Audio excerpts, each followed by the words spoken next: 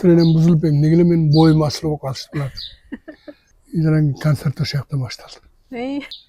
Аркама кууп сөйткөн. Театр каласыңар дегенде челси түшүп калды. Эл журтка тааныткан ушундай роль болду. Мен Замир Сооронбаев карынап жаздым. Юбилейиңиз кут болсун. Урматтуу театр сүйүүчүлөрү, 1926 Токтогул Абдымомунов атындагы Кыргыз Улуттук академиялык драма театры жаңыдан түптөлүп, мына 1 жылдан кийин 1 кылым толгону турат. Ушул 1 кылым ичинде театрда мен деген залкарлар иштеп кеткен. Бүгүнкү күндүн залкары театр корифеи, Кыргыз Республикасынын эл артисти, белгилүү артист жана режиссер деги эле көп кырлуу талант Замир Сооронбаевдин үйүндө бүгүн мейманда болуп турабыз. Бүгүн өзгөчө күн, себеби быйыл Замир агайыбыздын 70 жылдыгын белгилеп жатабыз. Агай, торкулуу тоюңуз кут болсун. Театрдын 100 жылдык мааракеси да кут болсун. Рахмат. Ушул театрга эмгек сиңиргениңизди жумурай журт билет. Өмүрүңүздү ушул театрга арнап, ушул күнгө чейин ушул театрга зор салымыңызды кошуп келе жатасыз. Ушул кош келген тойлоруңуз кут болсун деп куттуктап туруп, анан учурашалы дедик агай. Сиздин ушул театрга байланган тагдырыңыз кандай болуп ушул театр маданиятына аралашып калдыңыз? Ушундан баштайлычы агай. Жакшы болот. Эми Нургул аябай жакшы иш кылып атасыңар. Анткени бул театр өтө тарыхы чоң. Театр бул жан дүйнөнүн күзгүсү деп бекер айтылбайт. Чынында бул жана 26-жылы деп айтып калдым. 26-жылы 926-жылы 1900. Ошондо Кыргыз студиясы ачылып, ошол жерге таланттарды алып келип, жолдуп жерден анда окууну бүткөн эч ким жок. Анан уюшула баштаган. Ошентип биринчи ошондой ырчылар, фольклордогулар баары келип ушул жерге чогулушкан. Анда оперный театр да жок, филармония да жок. Ошо анан кийин негизин ошол актерлор түзүп, анан уюшулган бул 30-жылдын башына чейин ошо чогуу болуп келген. Анан кийин опера балет бөлүнүп чыкты. Анан кийин филармония Шубин келип, баягы оркестр алар бөлүнүп чыкты. Анан Кыргыз драма театры болуп өзүнчө бөлүнүп чыкты. Ошондон бери 100 жыл ошон үчүн 2-ноябрда ошол студия уюшулган. Ошол Кыргыз маданиятынын күнү деп бүгүнкү чейин белгиленип келаткан ошол да. Анын тарыхы аябай чоң. Эми мен Нарын жергесинен 74-жылы келдим бияка. Келип анан кандайдыр ички сезим, мен артист болом деп деле атаң кыялданып ушу максат койгон эмесмин. Бияка келип, бирок бала кезимде мен анда Рыскулов атындагы театр иштечү эле, Мурат Рыскулов Нарын театры. Ошону эмнегедир калтырчу эмесмин, дайым барып көрүп турчумун. Жан дүйнөмө өтүп калганбы, анан кызыгып жүрдүм. Анан бияка келип, анан мен мединститутка келгем биринчи. Анан экзаменге даярданып жүргөнбүз. Анан жана мединститут маңында парк бар эмеспи, консерваторияга кетип баратканда. Ошол жерде экзаменге даярданып жүрсөң эле бакта жарнама илинип туруптур. Анан карасам, Москва шаарында Щепкин атындагы жогорку театралдык окуу жай деп. Эмнегедир эле карап эле аябай өтүп калдым да. Анан баягы кирүү экзамендери кандай эмнелер болот, ошолорду жазылып экен. Баарын ойлоп койдум. Эсине келип анан кийин апсичка келип уктай албайм. Жатсам эле кызыл аян түшүмө кирет. Театр түшүмө анан кийин эртеси бардым. Консерваторияда кабыл алат экен. Анан барып жол жобосун тактап сурайынчы деп барып сурасам, айтты. Монолог айтып бересиңер, ырдап бересиңер, бийлеп бересиңер, тамсил айтасыңар. Анан ар кандай суроолорду берет, ритмди, вниманияга ошолордон өтөсүңөр. Ошондон жарасыңар өтөсүңөр. Анан эмне дешими, мен өтөт турбаймын анда деп. Шат мен документти алып алдым. Алып барып анан кийин Так ben tapşırdım şepini. Anam dayadan bağırın düşünüp duram da büt. Aytmatın Camilasında Seyit Manalov'un dayardadım. Etüt dayardadım. Bağırın dayardadım. Ben etüt degenge düşünbe koydum. Anam üstünde bizim Kırgız Dram Tiyatrı'nın adında 2 yıllık stüdyo var bulmuş. Oşanda okuyan ballar apsişçiye jatçıda. Şuların bir sırada etüt degenim de bana ürettiler. Ana aytberdi. Ün söz yok. Biz predmetini de istedip koydu şun. Men bir okuyan Kırgız berşin gerek. Ana abaldan da onu cezayım dedim ben. Bala geçti narında birle jerde taş almayız. Alma narında yok da. Taş alacağım. Rayçkada koyduk. Oşanı geçtiğinde karalçı yoktular murda çıksın. Oşanı oyladım oşanı iyi çıktım cezap çıktım. Gel onun. Egzamga derden var birinci tur oldu. 5 tur men öteceğim. 360. yol bir udakma tapşırım. 25 yıla bala aşkı. Şundan tapşı birinci turdan kıskası ötüp ettim. Ben ikinci tur oldu. İkinci tur olgan andan da ötüp ettim. Annemi ulam bir şeyin payda olu öğretken de.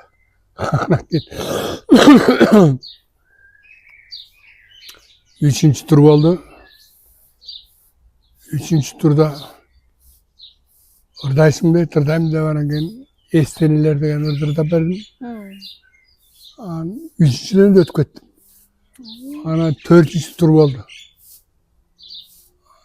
Etüt jazadım. Ayva benim muhtaç çıktı. Ertesi günü gel böyle spisakta karasam ötkenlerin içinde men jokmun. Ben kulap kaldım kıskası. Anan 4. turdan da. 4. turdan kuladım da. Hasanbek Stanford degen zam ministri var açı. Evvelan bir geldi. Neye kuladın bilesin dedi. Yok ayıp. Emem yok, manayım yok. Oşançam. Sen boyun kiçinekeyken. Sahnaga degen boy kelbet boş gerek. Sen kiçinekeykensin. Sen kийinки yıl gel, kийинки yıl dele gelet.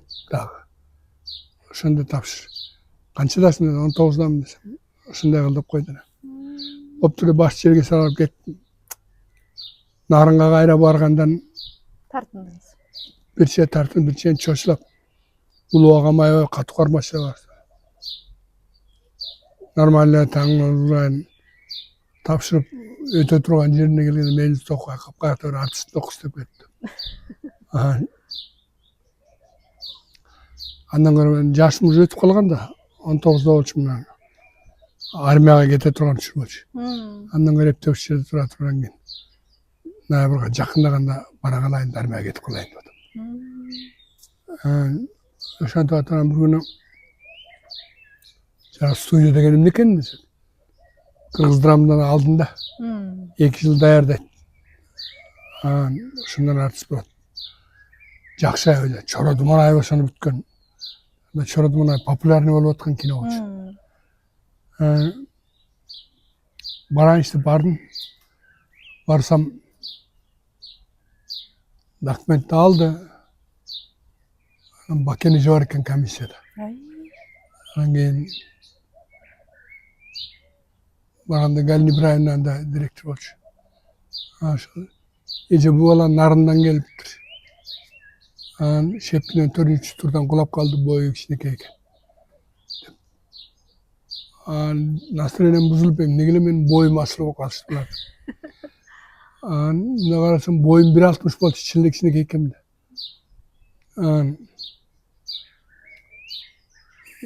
Girgen dileyçe etti. Irdagandı bilesin dedi, bilemeysin dedi. Bilsen ırda dedi. Irdadım. Anti böyle estilerde de ila işte ırda vatamda. Burada. Boldu dedi. Etüt görüyorsun. Evvelan bir gel dedi. Seni öttün var, getirdim koydu. Жақсы болған. Eşikке çıkıp, sen baldar ne oldu? Öttün beni, öttün de ayttı. O yüzden baldar işingen yok. O kanda kıyım. Daha 3 tur var da. Ama kandayla böyle ötüp gidetti. Gözümde işemeye kütüp durdum ama bitkençe küteyince. İçinde kanda içime birinciyle turda öttüm. Bütkenden barısı çıkırdı. Girdik girgendiler. Ait ötkenlerin familyasını okudum. Beni geldi Ibrahim'e aitti. Sen balam, seni öttüm. Yeterim, Ağustos'un 25'inde okuğa gelesin. Oşada okuğa ötüp kaldım. Suyunu ona gelin. Aranga uygu vardım. İzleyen kanser taşıyakta başladı. Karşı oluştu. Ayabaydı. Ayakta su degende hiç kim bilmeydi. Ali ne olgan okuyor. Andayla kıyını kesmeyecek. Ben İbrahim'e söyleşeyim. Tiyatra girmeyecek. Artık olasın okuyor etmeyle. Ne olsa duruşup bakayım. Ben ne ikinci ağamı bayan ne olsa da balçıda. O şakıp da kaç küteyin. Ana uçuk gelip kula tarmaya git kulam diyorum da. Ana apama etmen tayanım oğlum dösküm de. Akşaya çıkmadı suyla elbette. Apama kimlik var bu sarkına işte. Bana varam da. Balçağa git kaldım. Balçağa geliyorlarına aittim. Ne oldu diyor. Okuğa öttüm şimdi. Kaçan gidiyorsun? Gidelim. Ama bakayım dur haylıgallıken tıyını yok. Seni versin dedi. Haldadım da. O zaman razgovor yoktu. Orus biliyoruz, Orus yüzgün. Şarttı geldim. Gelen oku başladım. Ulağım zantetleri aldım, gilengetim ne diyorsun be? Jör haftıskıra okudum ben. Özüm jörgün tuvaysın bu. Akçı öğrenen gelin, bakın bir etanan getirdim. Akçı öğrenen gitti de. Daha jene fırsadım. Ne degen okukan var, bilç. Arkaman gelmedi ötü. Geliyorlar, direktör geldi bir ana giriyorlar, nüvet gerekine. Geldi bir ana attır. İnim. Balan jöndüm varken, cayına koyakla okusun. İnkişil okuyup yaktım. Özle bilnet. Dem böyle bakyan gıdık gaya oşun da ettim. Oşun keneken, zaştan talantlı bir de fark ettim. Zoydun okup kaldım. Anan tiyatra geldik, Algestay'la. Salkarlar jalan. Jalan salkarlar. İşte 30 kıdan gelip çoğuluğa çıkarken. Jomok tavuk kişilerdi görgende kaldım da. Kino, televizyondan görgen. Bari uçraşkım gelet. Kollarım karmağım gelet. Men kuraktırıyor, studentler var. Sizin de var. Sen tokup kaldık. Birinci spektakl Bekistan jak gittin. Ürkün jönde altın ayak. Piyesası koyulu oşamından açıldı. Zalda oturabız. Burada muzika başladı. Sahne açıldı koşuyor. Açıldı. Bercağı bir başka düğüne, narcağı bir başka düğüne. Şunda hemen katı kağıl altında.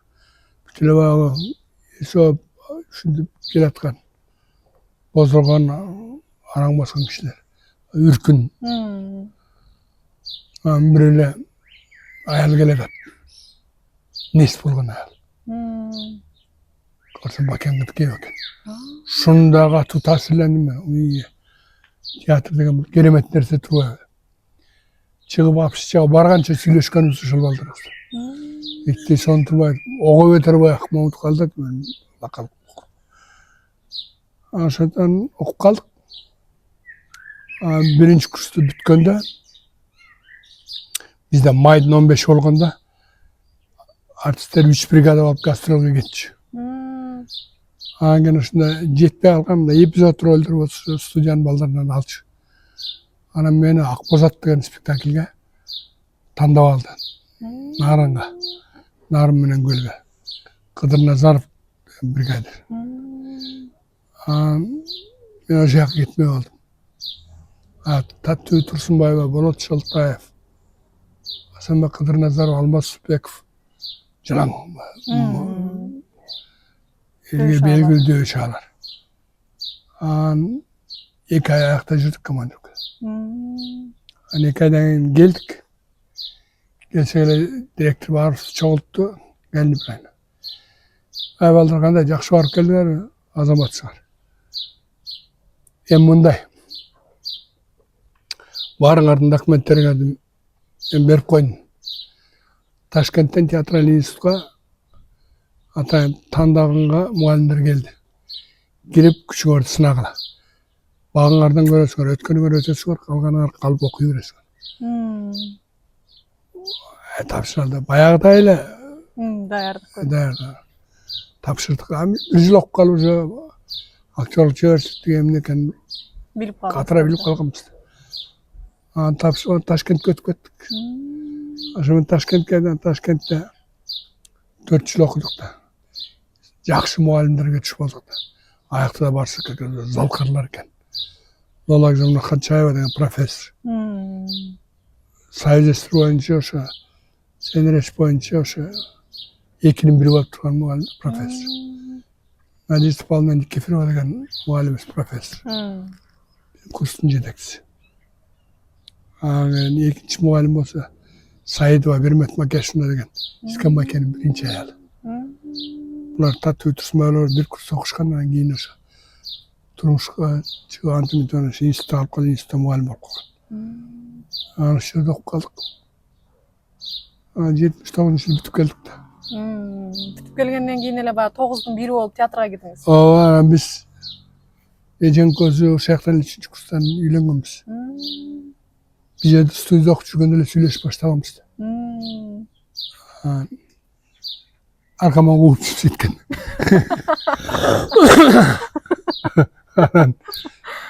Келип анан кийин ал убакта укмушбаш Гүлбаган Чалова деген министр. Ооба.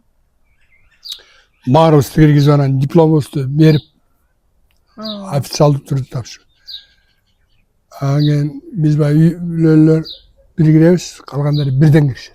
Анан эжең көз кирсең Гүлбеж айтты: "Балам каяктан болосуң?" "Нарындан болом." Азамат. Нарында театр бар. Анда эле театр болчу да, Ош менен Нарынбыздыкы.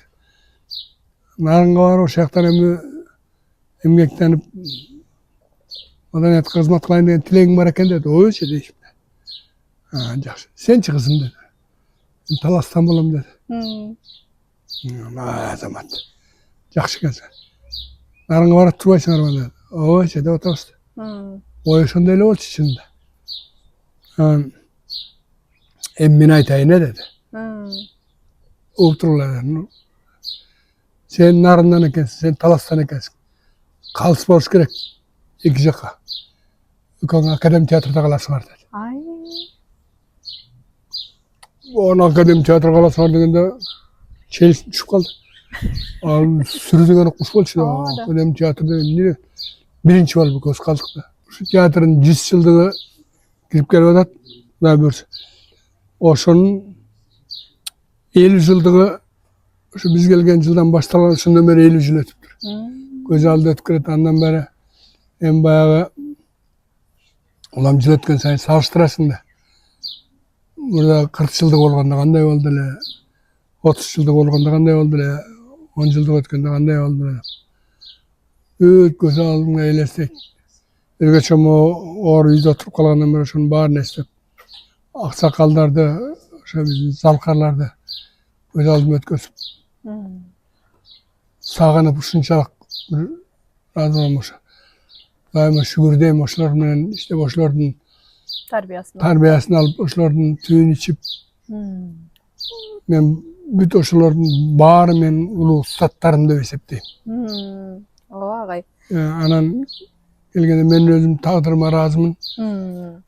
Дайыма ошондой барган студияда окуганда дагы, Ташкентте окуганда дагы мен залкар мугалимдердин колунда окудум. Абдан. Ар биринин сөзүн унутпайм. Бияка келгенде мына биздин залкар артисттердин ошол эле Гүйүкова, Кыдыкеева, Күмүшалиева, мына булар үчөө тең булар ушу баягы мен жана айтып атпаймынбы? 26 жылдан кийин анан 30 жылда театр өзүнчө болуп бөлүнгөн. 30 жылдын башында келгендер да. Муратбек Рыскуловдор. Андан кийин эң биринчи выпуска 41-жылы келишкен. Луначарский бүтүп, Насыр Кытаев, Аманкул Куттубаев. Аманкул ошо аларды да көрүп калдык. Алардын да сөзүн угуп калдык. Аскан менен чогуу иштешип калдык. Андан кийин 53-жылы Ташкенттен театралдык институт биринчи выпускасы келди. Советбек Жумадылов, Гүлшара Дулатовалар келишти. Андан кийин 55-жылкылар бүттү. Ала булар Жалал Абад театрына келишти. Телевидениеде келди. Анан 64-жылы Болот Бешеналиевдер, Мамбет Асанбаевдер келишти. Андан кийин Ташкент 2-3 4-cü выпускасы болгондон кийин 66-жылы Нуркан Турсунбаев, Татуу Турсунбаева менен ушулар келишти. Андан кийин 79-жылы биз келдик. Ушунун баары менен иштештик да. Асанбаевдер менен эмелер менен кошо, Болот Бешеналиевдер менен кошо. Имаш Эшимбеков мыктар актер болгон. Эрте кетип калды.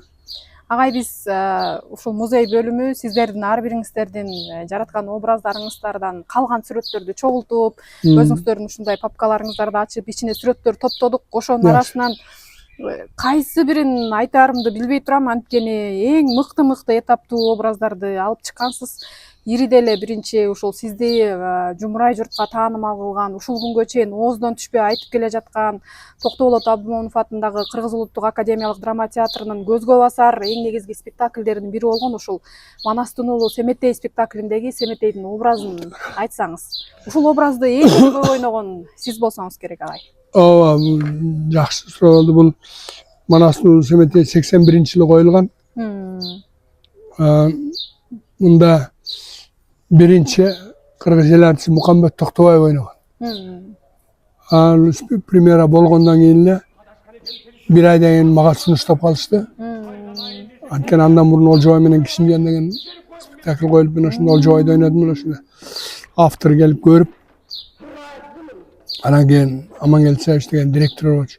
Чыгарып атат деп барсам, анан жакем сени сунуштап атат, Манастын Семетейге кандайсың деп анан кийин даярданды, ошентип калышты. Ошондон баштап ойноп калдым. Амангелдиев, Жалил Садыков, Жалил Абдыкадыров ошо үчөө кабинетке чыгарып алып айтыш. Анан даярдандым. Анан ал убакта мындай экинчи сыныптар неме эткенде эле дарылы ойнотуп койчу эмес. Худсоветке сдавать этчү эмес. Анан даярдандым, анан кийин урушту. Амангелдиев, сен кандай болосуң? Канча күн өтүп кетти. Даярды качан көргөзөсүң деп. Агай, мен даярл элем, көргөзөм, эч ким айтыр элек деп койдум. Сен дагы көрөсүң. Эртең Кутсоветте ошо. Даярданып Кутсоветте көргөздүм. Тайторунду чапкан жерин Жамал эжекебиз көргөздүк. Бүткөн эле Керимбаев ошон туруп эле срочно Соромбаковго кийим тигилсин. Келатканда ойнойт. Мен ойноп калдым. 25'te болчумуш. Ошону менен 1 жыл өттү, 2 жыл өттү, антип өтүп мен 40'tan ашып кеттим. Анан өзүм деле сезип баратам да. 12 жашар баланын жашым өтүп барат. Кой. Өзүмө состав даярдайын да анан. Азизди даярдадым. Даярданып агайга айттым, bu vurachga. Daha görevli de ошентен анан кийин Азизди даярдап. Анан театрдан чыгып өзүм сахначы башына ак кылпак кийгизип. Мен ошондо 25 жыл ойноп турмун да. Ай, 25 жыл. Анан 50'ге чыгып. 50'ге чыккан агай. Кийин ошентен анан башымдан ак кылпагым түшпөсүн. Улуу insanın obrazı nemet ошону жакшылап ойноп жүрдү, анан өткөзүп бердим. 50'ге чейин ойнодум, анан жана өзүң айтып атпайсың. Анан мени кеңири баягы эл журтка тааныткан ушул роль болду да. Манастын Семетей. Албетте мен буга чейин Авир Кечибетти ойногом. Авир Кечибет аябай катуу сенсация менен өткөн. Абдымомунов өзü balam sen Masаттың көйлегін киіп алдың, мен разымын деп құшақтап бетінен өп. Ешімбектің Ниязды ойнаған. Мен шығармашылық тарихымда мен ең партнерім ушул болгон да. Имаш Ешімбек. Манастың Семетейде бір Көбешті ойнаған.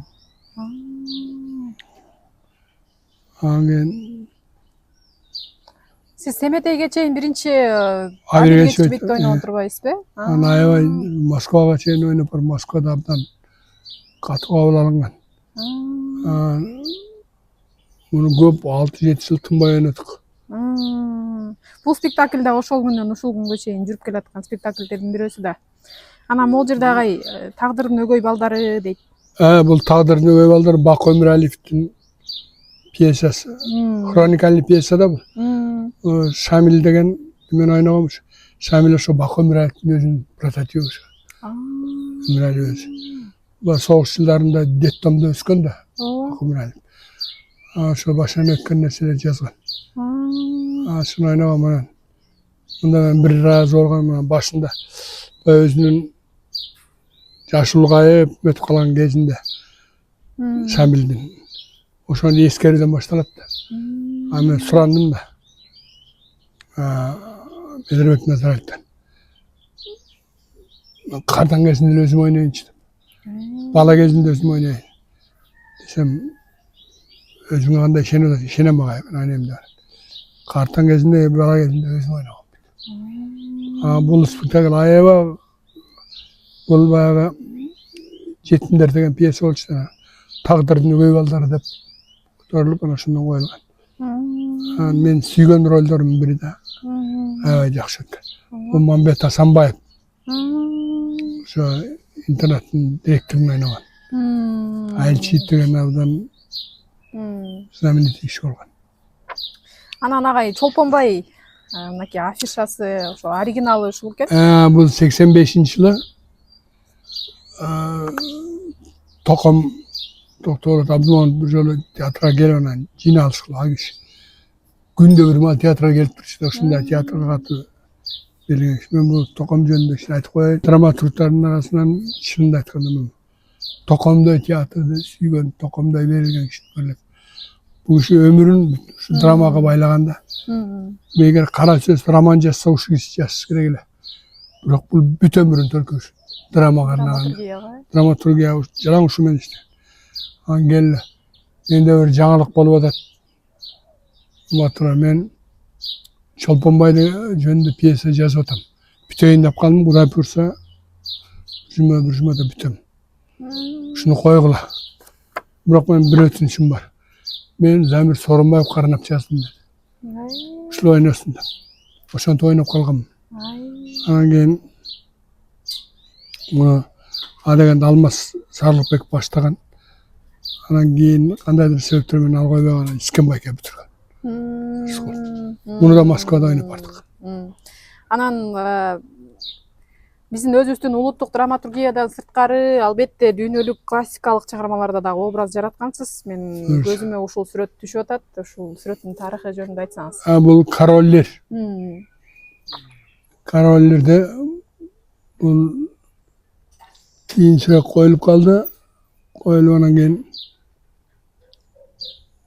жанагы Түркмөндүн режиссеру бар. Авлекули Хаджакули деген. Ошол келип кое турган болуп анан кийин кастинг кылып өтүнүп алган. Мени ошо Эдмундка бекитип, ошо Эдмундду ойногом. Бул жакта да турасыз. Мында фестивалга да алып бардык. Жакшы спектакль болгон бул дагы. Мукамбет Токтубаев короллерди ойногон аябай катуу ойногон. Бул ошондой спектакль. Бул болсо Саманчынын жолу.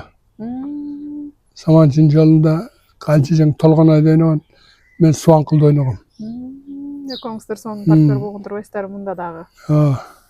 Абдан жакшы. Анан могул жакта бир жумуш учурундагы сүрөт экен. Бунда дагы премьерада дагы сүрөтү бар.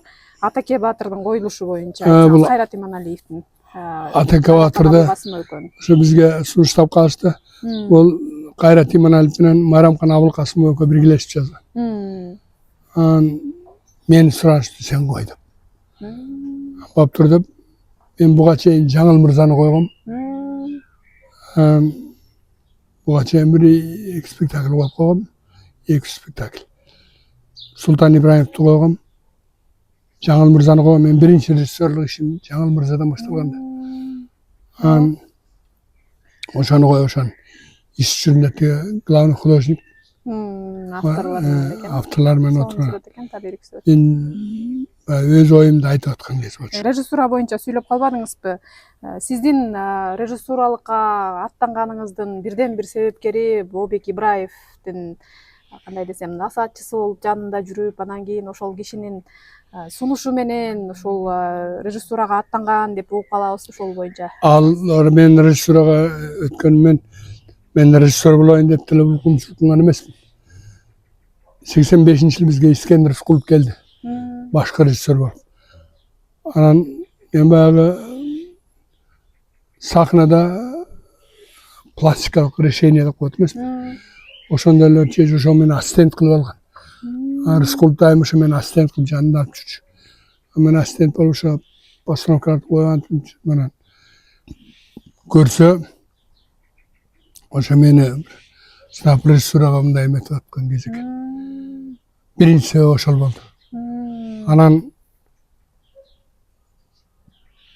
95-жыл болуш керек, 95-жылы бизге Эгембери Дерматтын Жаңыл мырзасы менен министерствого барып калдым, анан кийин жаңы пьеса бүтүптүр. Ошентип калып ошону окууга чакырып калды. Анан баары ошо окуган мага жагып калды. Анан Искен байке келип сунуштадым. Искен байке, могу бир жакшы пьеса болуп, ушуну койбойсузбу? Дедим. Канча Жаңыл мырзаны ойнойм сом деп кыялданчу эле ошо коюп бербейсизби деп. Алып кел деди. Пьесаны алып келдик. Анан мына деп эле Искен байке колу бошобой аттыбы же иш кылып эметпейт анан. Bir gün anda da şu Amangel Sevç. Abdan kırak yemek şey olmuş. Sen aytılı veresin burada mı? Özün bile koymuyorsun burada hoş. Koyam dedim. Angen prikaz çağırdı. Çıkaran prikaz. O şant koyup kalgam. Koyup spektakl ulaştı oldu. Erkekler жақсы менен ел аябай жақсы кабыл алды. Жошан ошант Жаңыл мырзаны ошантип коюп калгам. Анан андайынан баягы режиссурага койсом болот экен деп анан кичине аракет кылып жүрдүм. Анан кийин тиги Султан Ибраев жөнүндө пьеса келип калды. Мага сунуштап калышты, мен коем деп аны койдум. Анан Бокем режиссер болчу анда.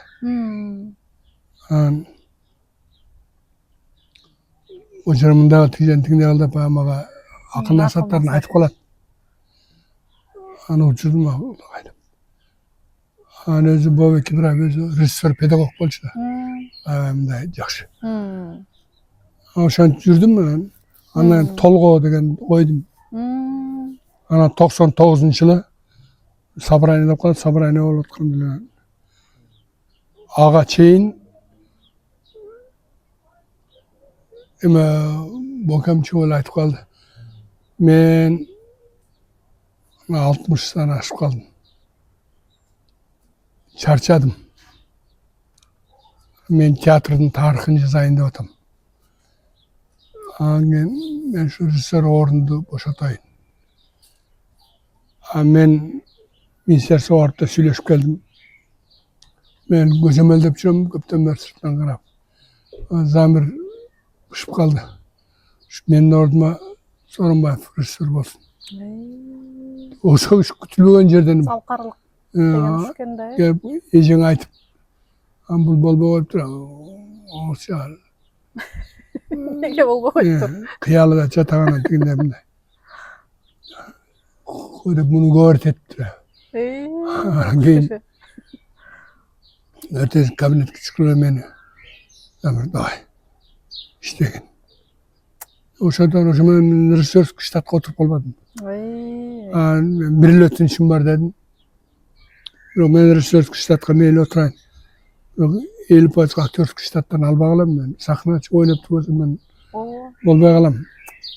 Ошондо мен 50% эмеге калтырышты актерский. Анда ошондон режиссер болуп калдым. Анан 12-жылы, жок 10-жылы. Анан бизде көркөм жетекчи шайлаш керек деп анан шайлоо иретинде болуп калды.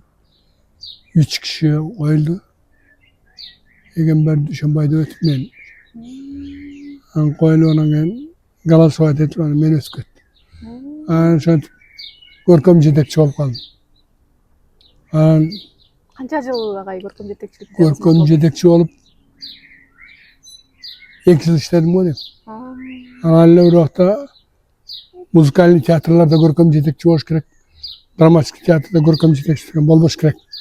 Башкы режиссер болуш керек. Башкы режиссер болуш керек деп анан ошондой эме чыгара коюшту.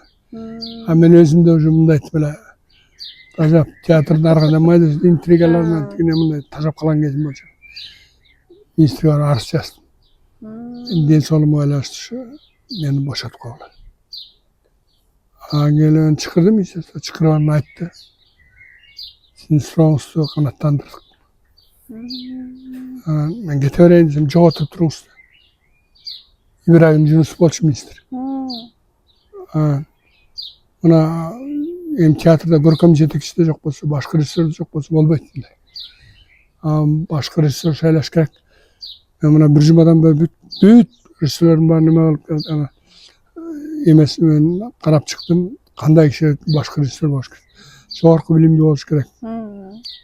Койгон спектакльдер болуш керек. Эмне мында карап чыксак, баардык критерийге сиздики туура келип атат. Анан кийин так что мына деп эле тартмаса приказ алып чыкты. Сиз Кыргыз Улуттук академиялык драма театрынын башкы режиссери болуп дайындалдыңыз деп койду. Оозумду ачып эле калдым. Ошентип башкы режиссер болуп калдым. Башкы режиссер болуп 4,5 жыл оорганга чейин иштедим да. Бул аралыкта жакшы спектакльдерди алып чыктыңыз. Ошол айтып атпайсызбы, башында Ак боз атта кичинекей эпизодко кирдим эле депчи, анан кийин өзүңүз чоң спектакль кылып сахналаштырдыңыз.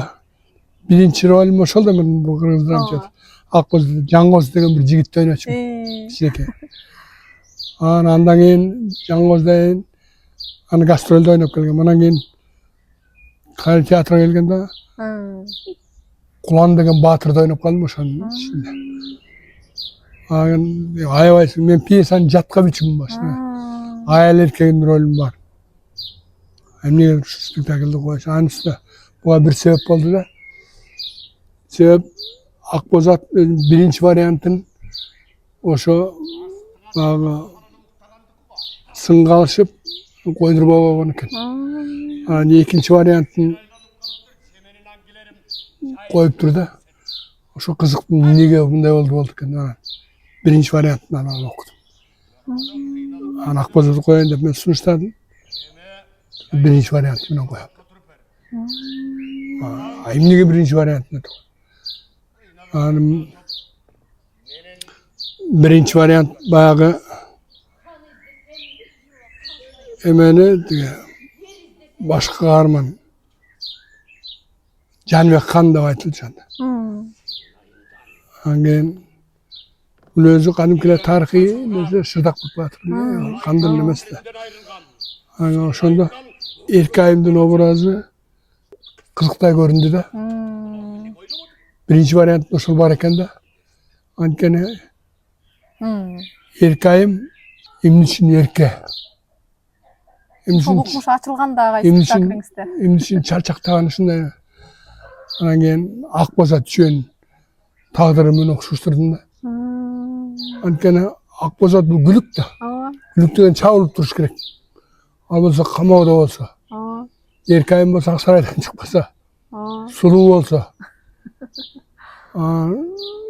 Ушундай бүгүнкү неме алып келейин деп анан коем деп ошол эми ошолума жеттимби жеткен жокмунбу билбейм, аны эл көрүүчү айтар, көрүүчүсүн берер. Ошентип койгом. жакшы кабыл алышты. Ак бозотду коюп калганым ошол болду. Бүгүнкү күнгө чейин ойнолуп келе Азыр бүгүнкү чейин ойноп жаткан спектакльдериңиздин бири. Замир агай, бүгүнкү күндө дагы талыкпай эмгектенип келе жатасыз. Анан ушул Манас ааламы дагы кандай десем, сиздин чыгармачылык тагдырыңызда 2-3 ирет кайталаныптыр дегеним айткым келип атканы, бул аркабызда турган Саатбек Жумадылов экөөңүздөрдүн сүрөтүңүздөр турат. Ушул сүрөттүн тагдыры жөнүндө, ушул спектакль жөнүндө дагы айтсаңыз. Мында Саатбек аке өзү менин устатым. Бизде ал убакта мындай кылчу. Жаш артисттерге баягы бирден чоң артисттер наставник болуп, Насаатчы болуп, насаатчы болуп. Анан мен ушу кишинин колунда болгом. Эми насаатчы болгондон мага кабинетке отургузуп алып, үйгө келип алып, мени окуткан жок. Бирок ушу дайыма жүргөндө арасына көз салып, анан мындай тигиндей мындай деп айтып калчу. Анан бул чоң талант да айла жок киши. Анан партнер болуп калдык. Бул Сейтек экен. Бул киши Семетейде ойногон. Сейтек ошо. Мен Гүлчөрөнү ойногом. Мында дагы ошол. Мен биринчиси Гүлчөрөнү ойногом. Андан кийин Канчарону Имаш Шешимбеков ойночу. Анан Имаш Шешимбеков кайтыш болуп кетип, анан кийин Бокем, сен пьесанын башынан жакшы билесиң. Канчарону ойно. Гүлчөрө менин экинчи составым бар болчу, Асылбек Жолдошев деген курсташ. Ал ойной берсин. Ошондон мен Канчарого ойноп калгам. Экөө тең ойноп турсуңар. Ошондо экөө тең ойнодум. Бул болсо Олжобай менен Кишимжан. Олжобай менен Кишимжан. Алмаз Усбеков экен. Бул Жалил Абдыкадыровдун пьесасы. Мындай абдан жакшы чыккан пьеса. Мындай да суроо берип атпайсыңбы? Чоң Манас эмесине. Мен мына 3 жылдыкта үчөөндө тең ойнодум. Манастын Семетейде, Айкөл Манаста, Сейтекте үчөөндө. Менин чыгармачылыгымда өтө чоң роль ойноду да 3 жылдык. Чында мен ошондо өзүм ойногон ролдорумду жан билим менен сүйүп ойнодум. Гүлчөрөндө, Канчарондо, Семетейде дагы Алмамбетте ойнодум, Айкөл Манаста. Анан мени көп ошол баягы мынакей баатырлык ролдорду көп ойнодум. Эпикалык чыгармаларды. Айкөл Манас биринчи Бокмурунду мен ойногом да. Бокмурун. Анан кийин Алмамбетте ойногом. Ошондо 3 жылдыктын баардыгында образ жаратыптырсыздар. Ооба. Ушул жактагы сүрөттөрдүн баардыгын эле айттырып эле, ушунун баарын тең сурагым келип, ушунчалык жан дүйнөм балкып турат. Агай, сиздин чыгармачылыгыңыз бизге өзгөчө мындай табирик, жаштар үчүн сиздердин эмгегиңиздер ошол коомчулук арасында унутулбайт. Анан 100 жылдыктын алкагында да ошо сиздердин эмгегиңиздерди жаңылап көрсөтөлү, ушул инсандардын иштеген эмгегин тааныталы деген максатта биз ушул рубриканы ачып 100 жылдыктын алкагында эмгектенип атабыз. Анан ошон үчүн сизге дагы атайын келип, сиздин чыгармачылык жолуңуз жөнүндө сүйлөшөлү дегенбиз агай. Жакшы. Анан экинчи четинен сиздин мынакей юбилейиңиз болуп атат агай. Анан кур келбей агайым катары деп сизге башыңыздан ак калпаңыз түшпөсүн, ден соолугуңуз бекем болсун деп ушул атайын калпак ала келдим эле. Ошону рахмат кичине. Юбилейиңиз кут болсун. Ар дайым жап-жаш бойдон жүрө бериңиз. Рахмат айткан. Сизге бекем ден соолук каалайм. Юбилейиңизди жогорку деңгээлде белгилейли, ошондо да кызмат кылалы. 100 жылдыкта төрүбүздүн көркү болуп бериңиз агай. Ой буюрса. Ушул сиздердин эмгегиңиздер менен биз ушул театрдын маданиятын жайылтып, мактанып эле жүрө берели агай. Рахмат сизге. Чоң рахмат агай. Силерге да могу Нургуз, мен азыр мен жөнүндө айтып, мен жөнүндө үнүтүп аткандарга мен бир чет толкунданып атсам, бир чети бир эң негизгиси мен сыймыктанганым ошо биздин жанагы унутта калып бараткан залкарлар жөнүндө көбүрөөк кийинки муун деген билиш керек. Анан кийин дагы бир 10 жылдан кийин бул ким эле десе, тааныбай берсе отурса, анан жаштарды күнөөлөп тепкилеп жатып калабыз. Эмне үчүн билбейсиңер, эмне үчүн? Ал үчүн деген ошол Mına bizde televizyonda arxivler kalbay kalıptır. Bunun spektakllerde. Ulan birden öyle Sultan açat. Plonkada bolçanan gen al göçürülüye kalıp anan gen öçüp kalan padvalda olça su kaptap getirip görüngen Sultan açat. Geçen bir duvar görsem bunu sebebi şahar bir tartışan restoranlar özleri alıp ketip kalıptır. Alıp ketip kalıp şurada barıp arxivler oşuların üylerinden barıp sırası bolat. Bu Şıltoğda oşantip özgöçe Kırgız drama teatrının şunday bir sonun men жүрөгүм бар жана Имаш Эшимбек деп атам. Естіген киши Имаш Эшимбек деп сұрасаңар ешкім билбейт. Ал эмне деген залкар образдар чыгарган бұл киши. Бул боюнча агай тиги биздин театрда иштеп кеткен залкарлардын баардыгын эскерели деген таризде 100 жылдыкка 100 залкар деп өзүнчө долбоор кылып, анан ошолордун бала чакалары бар болсо келип, ошолор жөнүндө сүйлөп атабыз. Кудай буйрса эске алабыз. Ошончо керек буну жазсаңар чоң иш кылган болосуң. Мынан азыр театрда ошо бир мен өзүм азыркы замандаштарыма деле ошо иштеп аткандарга деле айтам, билген эл көрүп калган 30-40 жыл иштегендер ошо айтып туруш керек да деп. Анан кайсы бир жетекчи келип ошол айтат деп коюп эле күтөбөгөн болбойт. Биз үчүн чоң мектеп сиздер агай. Мисалы, сиздердин өмүр жолуңуздар өзүнчө чоң мектеп. Сиздер көргөн залкарлардын жараткан образдары, алардын баскан турганы эле бизге чоң сабак, ошонун баарын ушул айтып бере турган. Сиздер аман болуңуздар агай. Рахмат. Жакшы көрөбүз сиздерди. Рахмат. Ишиңерде ийгилик болсун, могу баштап аткан ишиңер азырайбай мына туура баштап атасың. Ушу азыркта даже кичине кечирээк болуп калды. Мындан да эрте башташ керек болчу. Көбүрөөк материал топтогонго. Анан мондай выставкаларды коебуз деп атасыңар, бул аябай жакшы. Театр деген өзү музей да. Ооба. Мен баягында эле сунуш кылгам, бул жерде музей кылабыз деп атабыз, жерде музей кылабыз деп атабыз. Театрдын өзү музей. Фаяны баарын жанатып ошентип коюш керек. Аны апарып өзүнчө музей кылам деген ал эмне кереги бар? Театрдын өзүнүн ичи өзү музей да. Ошого жазыш керек баарын. Кудай буйрса агай, ошо 100 жылдыкта баардыгын эске алабыз. Болду, ушундай кылыш керек. Рахмат сизге. Кандай суроолор болсо кайрылып туруңлар, пожалуйста. Колуңа билгенди акылыбыздын жетишинче айтып бергенге Аман болуңуз. даярмын.